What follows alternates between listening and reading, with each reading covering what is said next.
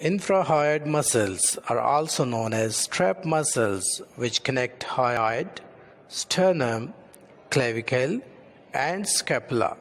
They are located below the hyoid bone on the anterior lateral surface of the thyroid gland.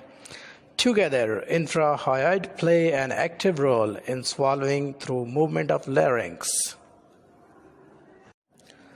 Infrahyoid muscles are also known as strap muscles, which connect hyoid, sternum, clavicle, and scapula.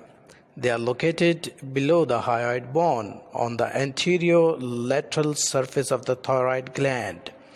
Together, infrahyoid play an active role in swallowing through movement of larynx. Infrahyoid muscles are also known as strap muscles, which connect hyoid, sternum, clavicle, and scapula. They are located below the hyoid bone on the anterior lateral surface of the thyroid gland. Together, infrahyoid play